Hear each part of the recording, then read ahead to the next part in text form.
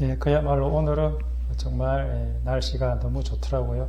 그래서 교회 안에 있어도 전혀 춥지가 않고 너무 이렇게 따뜻해서 이렇게 따뜻하다기보다는 따뜻한 춥지가 않아서 참 너무 좋았습니다.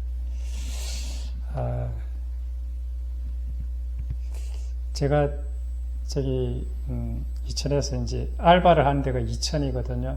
이천인데 제가 항상 거기 그 학교를 가거나 아니면 뭐 서울을 왔다 갔다 할 때 중부 고속도로를 이렇게 타고 다니는데 중부 고속도로를 이제 이렇게 타고 다니면서 제일 그나마 경치 좋은 곳 중에 하나가 그 이천 휴게소 옆에 보면 이제 산이 조그마한 산이 있는데 이제 그곳에 바위들이 이렇게 조금 있고 그곳이 경치가 그래도 제일 이렇게 좋더라고요. 그래서 저 너머에 또 뭐가 있을까 항상 늘 궁금해했고 하여튼 궁금했었는데 제가 이렇게 알바를 하는 곳이 공교롭게도 그 산 너머에 있는 물류센터에서 이렇게 알바를 하고 있습니다. 경치가 참 좋아요. 그 동네, 참 이 동네가 참 좋은 동네구나. 조그마한 협곡이 아니라 골짜기 비슷한 그런 동네인데, 하여튼 거기에 물류 창고들이 이렇게 많이 들어서 있더라고요. 그리고 이제 그 산을 늘 일할 때마다 늘 그 산을 이제 보는데, 얼마 전까지만 해도 이제 앙상한 가지들이 보였거든요. 불과 이제 얼마 전에 이제 진달래가 막 피고, 그러더니 비가 한번 오고 나니까 산이 완전히 참 예쁜 초록색으로 이렇게 바뀌었어요. 제가 예전에 이제 군에서 용문산에서 근무를 했는데, 용문산에 이제 맨 꼭대기가 이제 에서 근무를 했는데, 봄이 되면 너무너무 아름다운 게 뭐냐면, 저 밑에서부터 우리 초록색의 물감이 그냥 산 아래서부터 싹 이렇게 올라오는, 이렇게 점점 하루하루 다르게 올라오는 게 느껴지고, 가을이 되면은 단풍이 위에서부터 아래로 샥 내려가는 게 너무 이제 아름답게 느껴졌습니다. 그리고 감사한 것은 이제 제가 이렇게 주로 혼자 있는 시간이 되게 많은데 이제 아르바이트를 하면서 거기에 있는 분들하고 같이 이제 같이 부딪히면서 이렇게 생활하면서 이야기도 하고 그러면서 참 감사가 됐습니다. 이렇게 그 사람들 속에서 이렇게 섬길 수 있는 기회를 또 주시고 또 나를 부인할 수 있는 어떤 그러한 기회들을 주셔서 너무 감사하게 잘 지내고 있습니다. 우리 이제 같은 일하고 있는 이제 뭐 매니저라고 그럴까 어쨌든 이렇게 직원분이 나보다 젊은데 때로는 투명하게 말하기도 할 때도 있고 때로는 약간 뭐 이렇게 잘해주기는 잘해주는데 약간 좀 무시 같은 당하는 느낌을 들 때도 있고 그렇습니다. 그런 상황 가운데서도 이렇게 나를 부인하고 이렇게 감사함으로 이렇게 받을 수 있는 것에 대해서 현재까지는 너무 감사하게 지내고 있습니다. 오늘은 사실은 준비한 게 상당히 양이 많더라고요. 그래서 아마 다 못할 것 같고 중간에 아마 이제 끊고 다음 주에 같이 이어서 해야 될 것 같은데 우리에게는 하루만 지나도 어저께 무슨 일이 일어났는지 잘 이렇게 워낙 듣는 게 또 많고 정보들이 많으니까 그래서 우리가 지난주에 무슨 내용을 나누었는지에 대해서 한번 잠깐 복습을 하고 넘어갔으면 좋겠다는 생각이 들었습니다. 지난주에 우리가 나누었던 내용 중에 하나가 사실은 한국 교회가 사실은 많이 이렇게 어떻게 한국 교회뿐만 아니라 한국 사회가 분열되어 있죠. 왜냐하면 교회는 사회의 그 구성 요소들이 그냥 그대로 들어온 거잖아요. 예수 믿는 이렇게 들어온 사람들 중에 우파만 있겠습니까? 좌파도 있을 거고 어쨌든 여러 부류의 사람들이 들어와 있기 때문에 한국 사회가 분열된 것처럼 한국 교회도 지금 현재 분열되어져 있는 그렇게 상태에 있는 것 같습니다. 그런데 지난주에 제가 이렇게 말씀을 나누었습니다. 신앙은 공산주의냐 자유주의냐 이런 체제에 있지 않다. 사회주의냐 아니면 자유민주주의냐 이 체제에 있지 않다. 좌파냐 우파냐 그런 것에 있는 것이 아니다. 좌파는 절대 악이고 우파는 절대 선이다. 공산주의는 절대 악이고 자유민주주의는 절대 선이다. 저는 그런 거 없다고 말씀드렸습니다. 좌파든 우파든 무엇이 중요하냐? 하나님으로부터 멀어지게 만드는 것이 있다면 그것은 다 악이고 다 나쁜 것들인 것입니다. 좌파든 우파든 하나님께로 가까이 가게 만드는 것이 있다면 그것은 유익한 것이고 좋은 것이라 저는 그렇게 믿습니다. 너는 좌파니까 아웃이야. 너는 우파니까 내 편이고 너는 선이야. 옳은 것이야. 이렇게 생각하는 것은 굉장히 위험할 수가 있다고 생각합니다. 저는 그것은 인간이 만들어 놓은 것들이고 어쩌면 사탄이 쳐놓은 거물이지 않을까라는 생각도 하기도 합니다. 유대인이냐 헬라인이냐 야만인이냐 스구디아인이냐 그것이 중요한 것이 아니다. 그리스도 안에 있으면 모두가 다 하나가 될 수 있다. 그리스도의 한 몸에 참여하는 그 몸의 지체가 될 수 있다. 이것이 중요한 것이죠. 우리가 동성애를 반대하고 있는 이유는 동성애가 좌파의 성격이 좌파에서 주장하기 때문에 반대하는 것이 아니라고 생각합니다.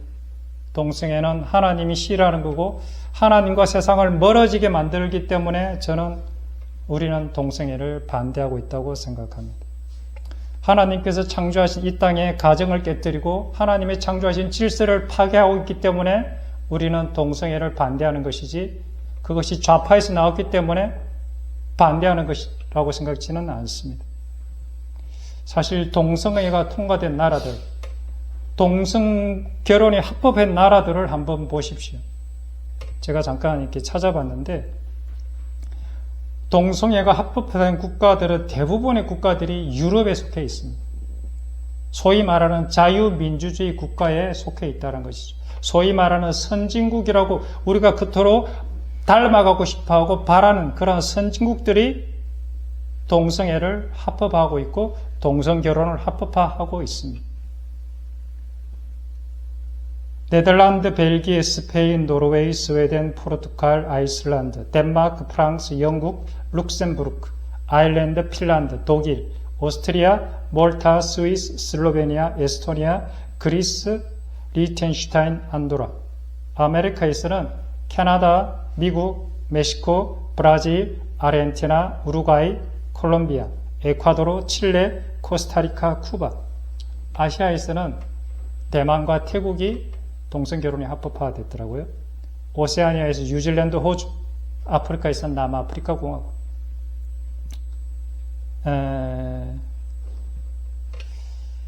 그런데 반대로 동성결혼이라든지 동성혼에 대해서 또 동성애에 대해서 극심하게 반대하는 국가들이 있습니다. 이란, 사우디아라비아, 아프가니스탄, 예멘, 파키스탄, 브루나이, 모리타니, 소말리아, 나이지리아 북부, 카타르, 아랍에미레이트, 우간다.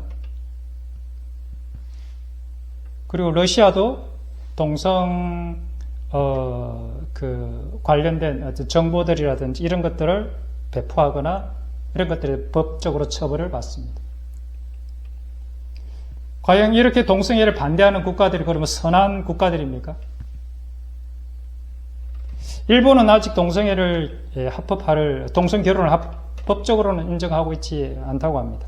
그러나 최근 들어서 고등법원에서 각 지방 그 고등법원이 있는데 점점 동성결혼이 헌법과 불합치하다 이렇게 해서 점점 동성결혼이 합법화되는 방향으로 이제 흘러가고 있습니다.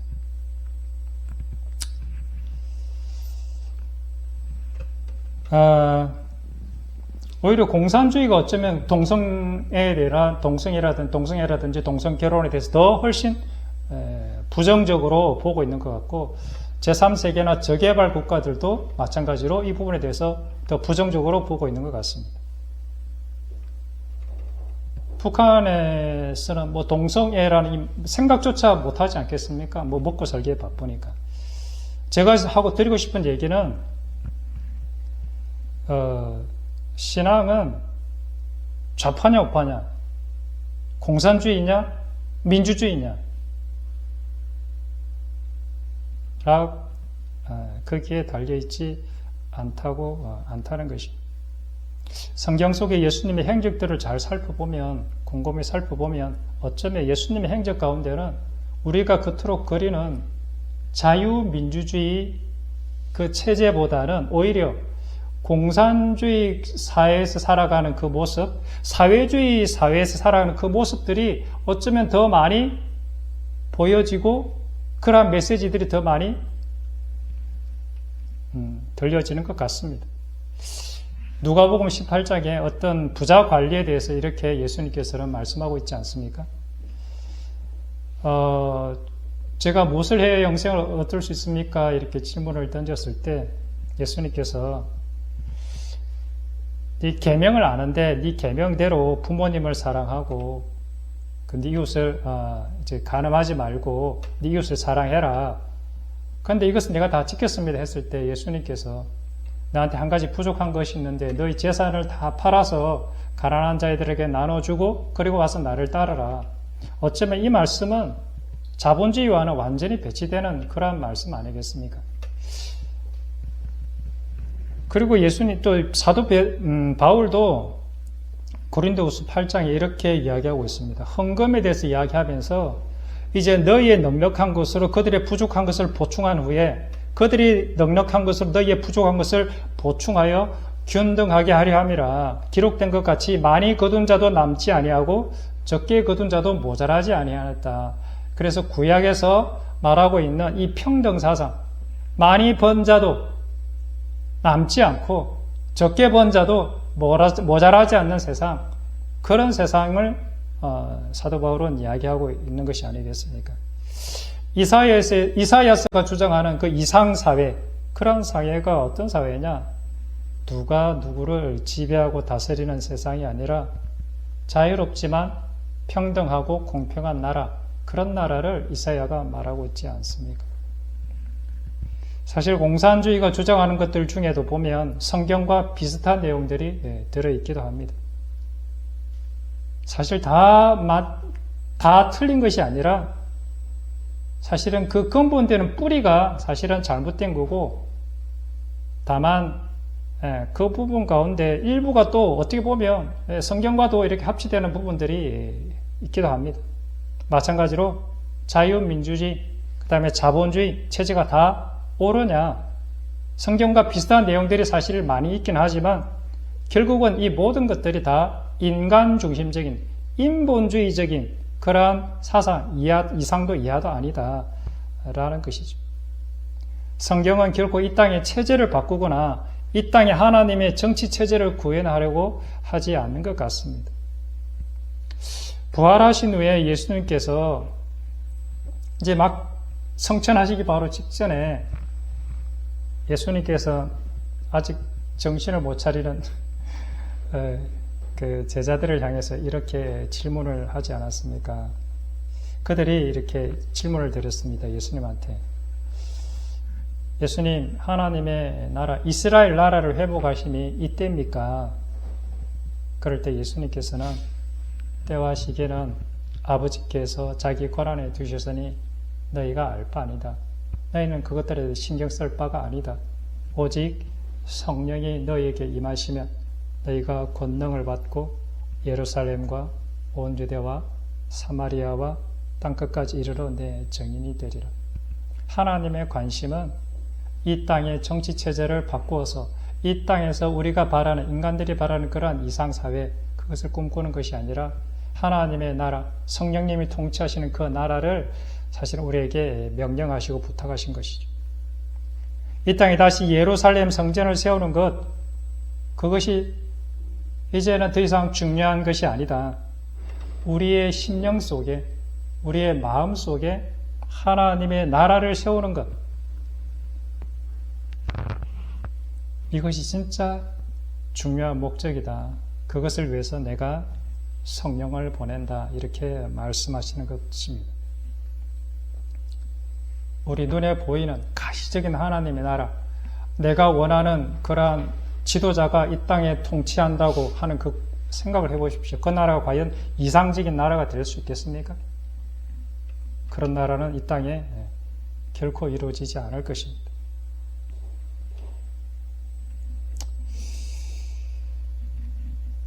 예수님께서 이 땅에 오신 목적은 바로 이 땅의 예루살렘을 회복하러 온 것이 아니라 각 사람의 심령 속에 하나님의 나라, 하나님의 성전을 세우러 오셨다라고 말씀하셨습니다.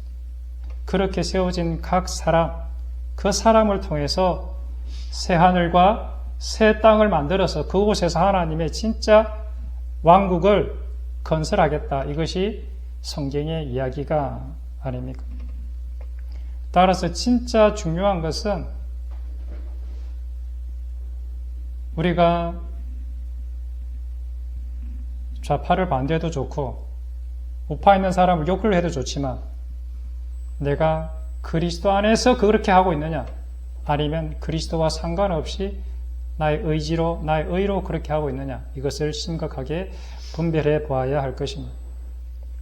우리 교회, 내가 과연 그리스도를 위해서 존재하느냐, 아니면 그리스도가 나를 위해서 지금 존재하느냐, 우리는 그것이 사실은 이것을 구분하기가 굉장히 참 어렵습니다.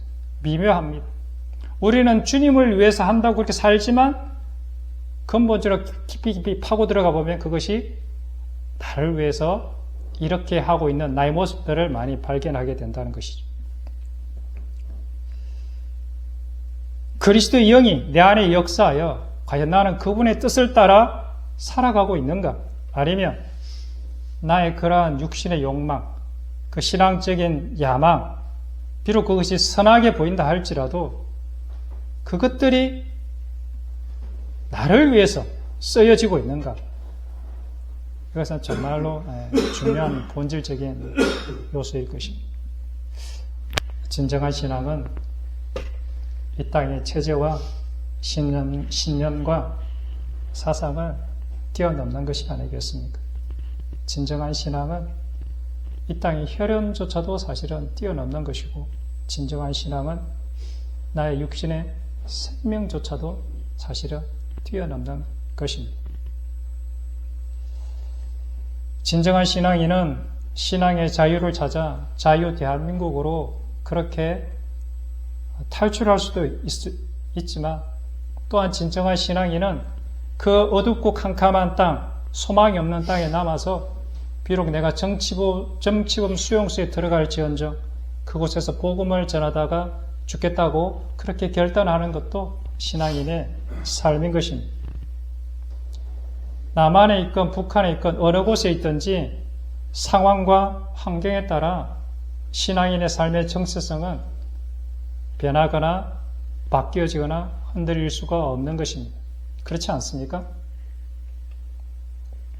예수 그리스도의 복음은 어제나 오늘이나 남한이나 북한이나 어느 곳에 있든지 이 복음의 역사는 동일하고 복음의 능력은 동일한 것 아니겠습니까?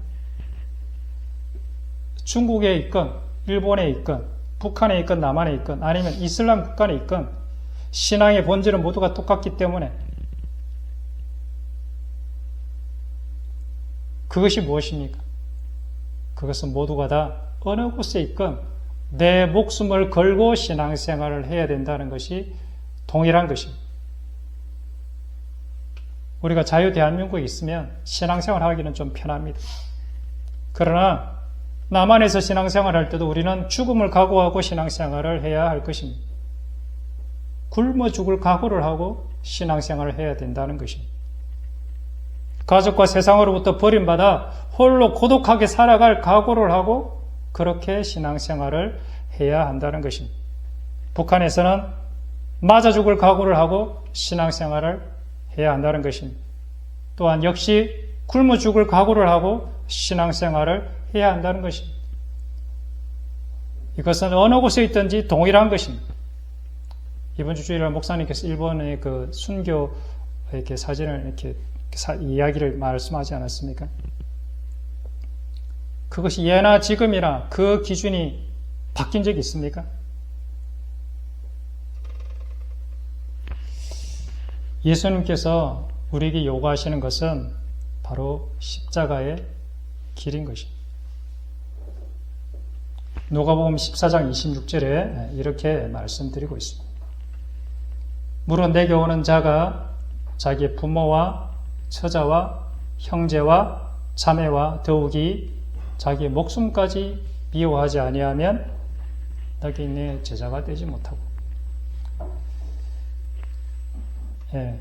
이제 여러 본문을 찾아보면 제자가 되지 못한다는 것은 사실은 너는 내 백성이 될 수 없다 이런 얘기하고 동일한 것이죠. 그러니까 예수님을 믿는다는 것은 내 일생일대의 최대의 사실은 어떻게 보면 결단인 거죠. 결단. 죽음을 각오한 결단입니다.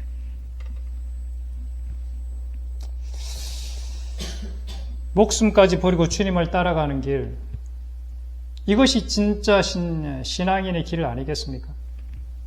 근데 진짜 이것이 어렵다는 것이죠. 내가 살기 위해서, 내가 좀 더 나았고 유익한 삶을 살기 위해서 그렇게 우리는 예수를 믿어왔지 않습니까? 저가 그렇게 믿었거든요.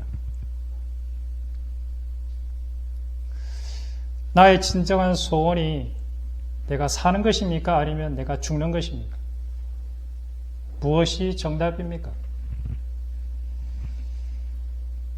예수님께서 이렇게 말씀하셨습니다. 누구든지 제 목숨을 구원하고자 하면 잃을 것이고 누구든지 나를 위하여 제 목숨을 잃으면 찾으리라. 이것이 정답이라고 생각합니다. 누구든지 제 목숨을 구원하고자 하면 잃을 것이고 누구든지 나를 위하여 제 목숨을 잃으면 찾으리라.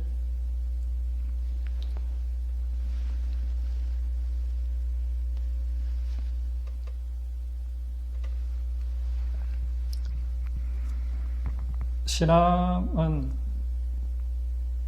목숨을 거는 것입니다. 나의 전 생명을 던지는 것입니다. 살려달라고 살고 싶어서 던지는 것이 아니라, 물론 살고 싶어서 던지는 게 아니라 결국은 그분이 살리시지만 주님 저를 진짜 죽여주십시오. 그렇게 부르짖으면 그분이 나를 살리실 것입니다. 어쩌면 내가 살고 싶어서 살려달라고 부르짖으면 그것 때문에 내가 죽을지도 모릅니다. 그것이 십자가인 것입니다. 이 땅의 진정한 빛, 생명, 구원, 영생, 그것은 어디로부터 옵니까? 예수님의 이 죽음의 십자가로부터 오는 것입니다.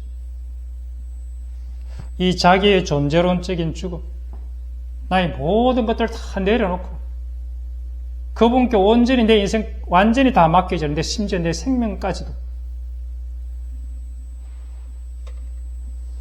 이 자기 존재론적인 죽음만이 성경은 영생을 보증한다 이렇게 말씀하고 있습니다. 이 땅에서 진정한 안식이 거기에 있다라고 말씀하고 있는 것입니다. 네가 죽으면 안식을 선물로 주리라. 우리는 내 마음의 평안을 그렇게 갈구하지 않습니까? 이 세상 모든 염려, 걱정, 근심을 그렇게 거기로부터 벗어나고 싶지 않습니까? 그래서 우리는 기도하지 않습니까? 그런데 그 길이 어디에 있다고요? 나의 전 인생을 주님께 완전히 다 내어 맡기고 나를 죽음의 날마다 넘길 때 그때 비로소 하나님 주시는 평안과 쉼과 안식을 누릴 수 있습니다. 사탄은 우리를 흔드는 요소가 바로 뭐냐면 죽음이라는 이 뭐라고 그럴까요? 하여튼 이걸 가지고 우리를 흔드는 거죠. 두려움, 걱정, 근심, 염려. 그래서 사탄을 이기는 유일한 방법이 내가 죽어버리는 것입니다. 이것이 바울이 깨달은 십자가의 길인 것입니다. 그러면 우리는 내가 죽기를 사모하고 죽기를 사랑해야 할 것입니다. 내가 망하는 것이 정말로 인간적으로 너무 괴롭고 고통스럽지만 이 절망과 망한 인생이 진정 감사로 보여질 때 그 사람이 구원의 길이 가까운 것입니다. 그런 삶이 바로 십자가의 삶이고 그런 삶이 진짜 거듭난 크리스찬의 삶이 되는 것입니다. 이러한 삶을 욥의 일생을 통해서 우리에게 하나님께서 보여주고 계시는 것 아니겠습니까?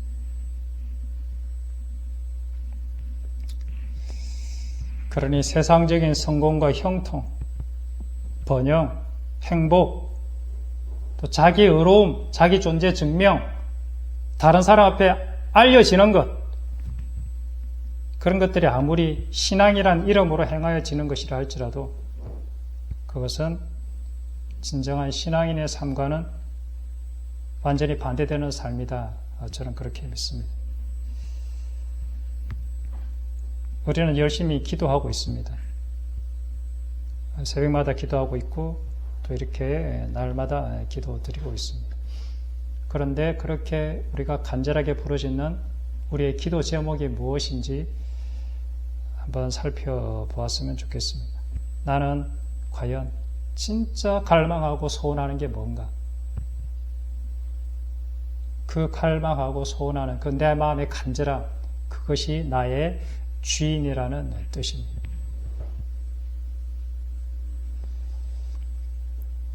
우리 인간들의 가장 위대한 가치는 어디에 있는가?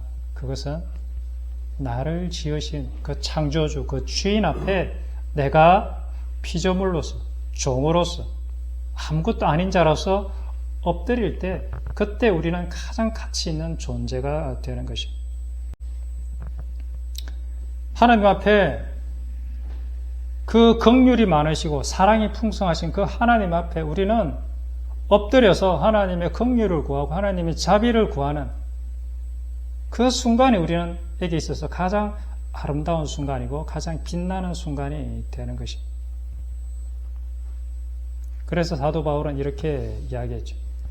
내가 약할 그때에 곧 강함이라. 내가 약할 때에 하나님의 능력이 내게 머물기 때문이다. 그 약하다는 말이 무엇입니까? 내가 아무것도 아니라는 존재라는 것을 하나님 앞에 고백하고 주님, 오늘도 주님의 긍휼을 구합니다. 오늘도 주님의 자비를 구합니다. 그러한 가난한 심령으로 엎드리는 것, 그것 아니겠습니까?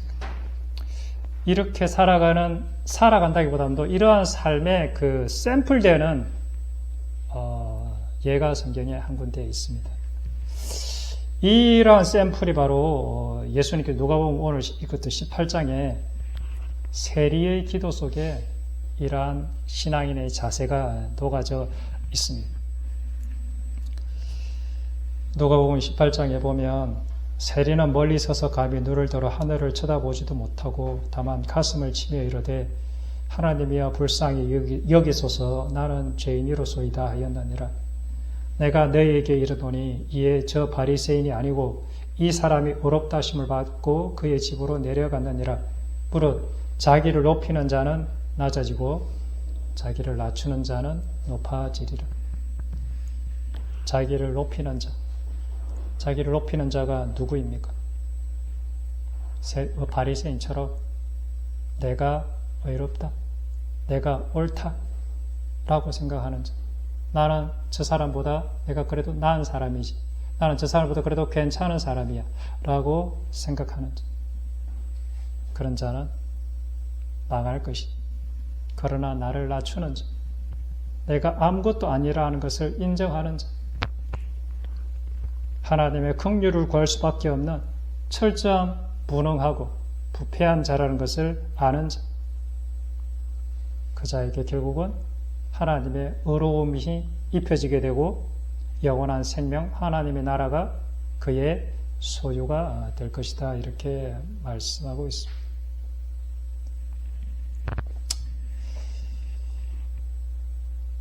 이 욥의 그 세리의 기도와 유사한 기도가 바로 욥이 자기의 길고 기나긴 고난의 터널을 지난 이후에 그가 드렸던 고백의 기도와 내용이 동일할 것입니다. 보소서 나는 비쳐나오니 무엇이라 주께 대답하리이까 손으로 입을 가릴 뿐이로소이다. 우리는 이 마음을 우리는 가져야 할 것입니다. 우리는 지난주에 고난주간이라 예수님의 그 십자가에 대해서, 고난의 삶에 대해서 우리가 이렇게 나누었는데, 그때 제가 이제 나눈 것 중에 신앙인의 그 베스트 오브 베스트, 가장 완벽한 모델, 가장 최고의 모델, 그 모델이 이사야서 53장이라고 말씀드렸습니다. 우리가 전한 것을 누가 믿었느냐? 여호와의 팔이 누구에게 나타나느냐? 그는 주 앞에서 자라나기를 연한 순 같고 마른 땅에서 나온 뿌리 같아서 고운 모양도 없고 풍채도 없은지 우리가 보기에 허무할 만한 아름다운 것이 없도다. 그는 멸시를 받아 간고를 많이, 사람들에게 버림을 받았으며 간고를 많이 겪었으며 질고를 하는 자라. 마치 사람들이 그에게서 얼굴을 가리는 것 같이 멸시를 당하였고 우리도 그를 귀히 여기지 아니하였도다. 그는 실로 우리의 질고를 지고 우리의 슬픔을 당하였거늘 우리는 생각하기를 그는 징벌을 받아 하나님께 맞으며 고난을 당한다 하였노라. 그가 찔림은 우리의 허물 때문이요 그가 상함은 우리의 죄악 때문이라. 그가 징계를 받음으로 우리는 그가 징벌 하나님께 맞아 고난을 당했다. 그가 찔림은 우리의 허물 때문이요 그가 상함은 우리의 죄악 때문이라.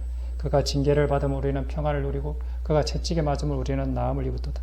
우리는 다 양 같아서 그릇 행하여 각기 제 길로 갔거늘 여호와께서는 우리 모두의 죄악을 그에게 담당시키셨도다. 그가 고적을 당하여 괴로울 때에도 그의 입을 열지 아니하였으니 마치 도수장으로 끌려가는 한 마리의 어린 양과 들깎는 자 앞에서 잠잠한 양같이 그의 입을 열지 아니하였도다. 욥이 기도했던 그 기도, 세례가 있던 기도, 예수님의 이 모습, 도살장에 끌려가는 한 마리의 어린 양,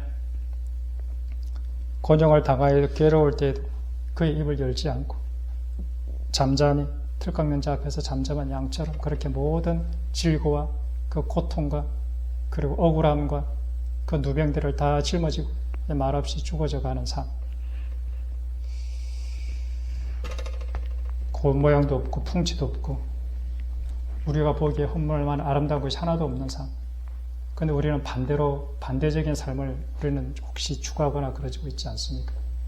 남들이 보기에 인정해주고 알아주고 또 이렇게 내가 마치 뭐가 된 것처럼 그렇게 저도 그렇습니다. 이건 저의 고백이죠. 얼마나 그런 마음들이 내 속에서 많이 올라오는지 모릅니다. 그러나 진정한 크리스찬의 삶은 도살장으로 끌려가는 한 마리의 어린 양의 모습이 우리의 진짜 크리스찬의 삶이라는 것입니다. 이 모습이 가장 아름다운 모습이고 가장 영광스러운 모습이라는 것이죠. 이러한 삶이 바로 우리가 날마다 하나님께 올려드려지는 예배가 되는 그 산 제물이 되는 거룩한 예배가 되는 것입니다. 이러한 예배가, 이러한 제물, 그것이 뭐냐면 하나님께 드시는 거룩한 음식이라는 것이죠. 이러한 삶의 모습이 녹아져 있는 곳이 어딘가? 그곳이 바로 성만찬의 사건 속에 이 모습들이 다 녹아져 있습니다. 도살장에 끌려가는 한 마리의 말없는 어린 양, 그 어린 양의 살과 피, 그것을 우리가 먹고 마시지 않습니까? 왜 주님께서 이것을 내 살과 내 피를 먹고 마시라고 했겠습니까? 바로 이 어린 양의 삶의 길, 이것이 너희에게 생명이 되기 때문에 그렇다라고 말씀하시는 것입니다. 이것이 바로 뭐냐면 너희를 살게 하는 참된 양식이고 참된 음료다. 그 배에서 생수의 강이 터져 나오는 진짜 우리를 살게 하는 그것이 바로 뭐냐면 이 어린 양의 살과 피라는 거죠.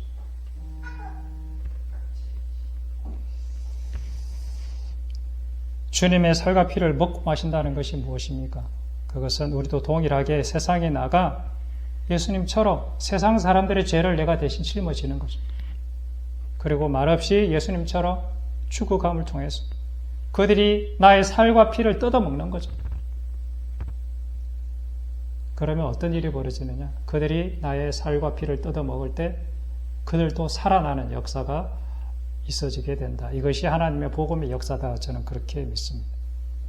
물론 우리의 살과 피가 혈액이 있는 것이 아니라 우리 안에 역사하시는 그 성령님을 통해서 내가 죽기 때문에 그 살과 피는 나의 살과 피가 아니라 주님의 살과 피가 되는 것이라 그렇게 믿습니다. 인간들의 눈과 하나님의 눈은 완전히 다른 것 같습니다. 사람들은 외모로 겉으로 드러난 화려한 스펙으로 그리고 대형 교회냐 얼마나 높은 지위에 있느냐 이런 것들로 사람들은 이렇게 평가합니다. 그럴 수밖에 없죠. 인간은 원래 그런 존재인 것입니다. 근데 그것이 알고 보면 죄이긴 하지만 원래 인간은 그렇습니다. 그러나 하나님은 이러한 것들로 결코 평가하지 않는 것 같습니다. 내 마음의 진짜 중심을 보시는 것 같습니다. 네가 나를 정말로 사랑하느냐?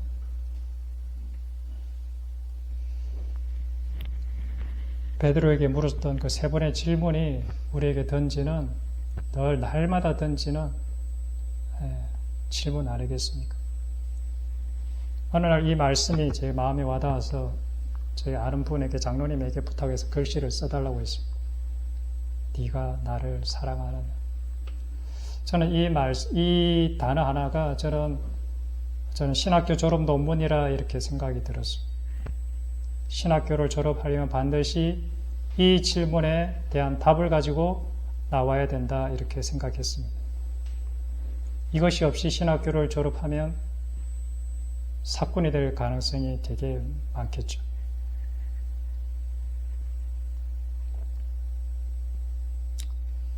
주님을 진심으로 사랑하는 자의 모습이 어떤 것입니까? 그것은 조용히 말없이 주님께서 걸어가신 그 길을 따라서 나도 십자가를 짊어지고 말없이 걸어가는 것입니다. 이러한 삶이 진정한 크리스찬의 삶의 모델이고 거듭난 자의 기준이 되는 것입니다.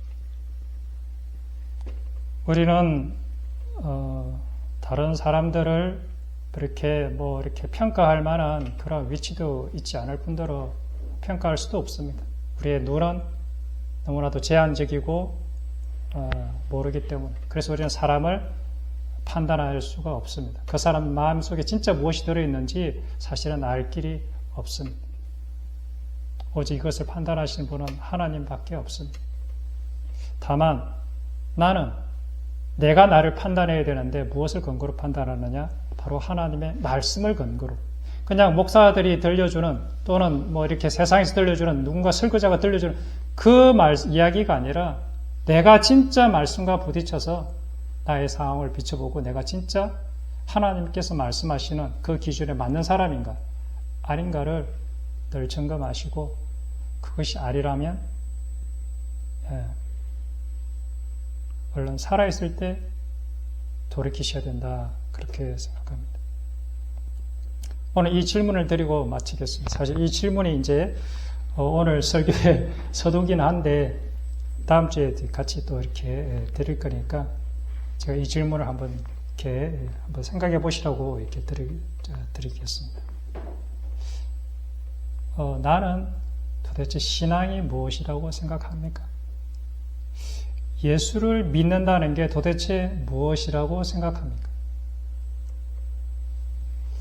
우리는 매주 예수님에 대한 우리 사도신경 신앙 고백을 하지 않습니까?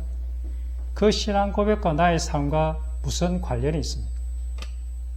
나는 진짜 성경을 믿고 하나님을 믿고 예수님을 믿는 사람이 맞습니까? 나는 무엇을 근거로 내가 기독교인이다 라고 말할 수 있습니까?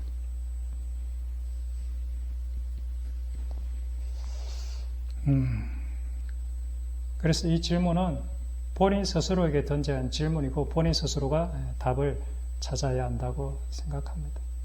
그래서 신앙은 각자고 하나님 앞에서 각자의 평가받기 때문에 그렇습니다. 그래서 다른 사람의 말에 이렇게 흔들리지 마시고 본인 스스로가 어떤 이야기를 잘 들으시면서 본인 스스로가 마음에서 확정하는 그러한 일들이 있었으면 좋겠습니다. 기도하겠습니다.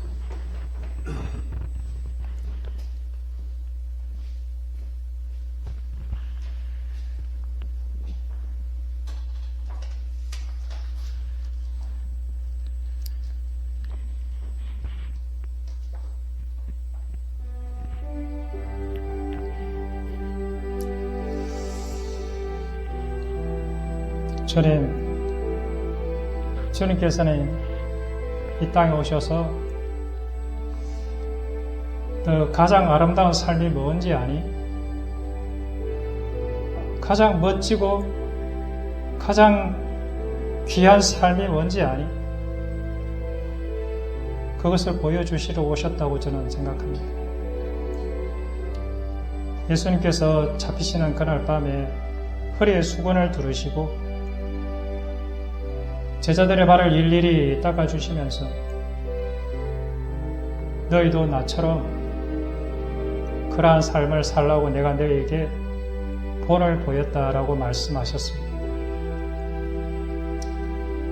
진짜 크리스찬이 누구입니까? 진짜 크리스찬이 어떤 사람입니까? 무리만 크리스찬, 이름만 크리스찬, 그런 사람들이 얼마나 많은지 모르겠습니다. 제가 과거에 그랬던 것 같습니다. 이 자리에 계신 우리 성도님들을 제가 판단하거나 평가할 수도 없고 판단하지도 않습니다. 모릅니다.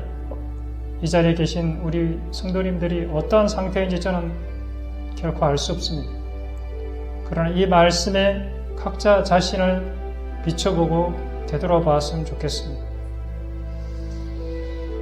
나는 진짜 크리스찬이 맞는가? 내 안에 정말 이러한 예수님의 삶, 이 십자가의 삶을 진정으로 갈망하는가? 그래서 내가 이 땅에서 죽어져 가고 이 땅에서 썩어져 가고 그렇게 그러한 삶을 간절히 소망하는가? 우리 이 시간 우리 자신을 돌아보며 하나님 앞에 주님, 저도 주님을 따라 날마다 나를 부인하고 주님께 주신 그 십자가를 짊어지고 그 죽음의 십자가 짊어지고 나도 주님을 따라가겠습니다. 이렇게 고백하는 저희들이 되었으면 좋겠습니다. 기도하겠습니다.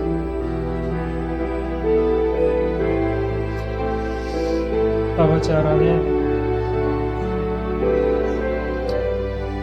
주님께서 이 땅에 오셔서 이것이 진정 생명의 길이요, 이것이 진정 소망의 길이요, 이것이 진정 영원한 하늘나라의 백성된 참된 길이라는 것을 보여주셔서 감사를 드립니다. 도살장에 끌려가는 한 마리의 어린 양처럼 세상의 온갖 죄를 짊어지시고 말없이 그 길을 걸어가신 예수 그리스도의 그 십자가의 길, 우리 모두가 이 길을 함께 손잡고 걸어갈 수 있기를 소망합니다. 아버지, 성령 하나님, 이 시간 우리의 심령 가운데 찾아와 주셔서 성령 하나님께서 그토록 원하시는 그 사랑의 길, 그 소망의 길, 그 생명의 길을 우리에게 걸어갈 수 있는 힘을 주시옵소서. 성령 하나님, 우리의 심장을 뛰게 하여 주시옵소서. 성령 하나님, 우리의 눈을 열어주시고 우리의 마음을 열어주시고 우리가 주님 앞에 엎드려 가난한 심령, 애통한 심령으로 우리가 주님 앞에 날마다 그렇게 설 수 있도록 주님 도와주십시오.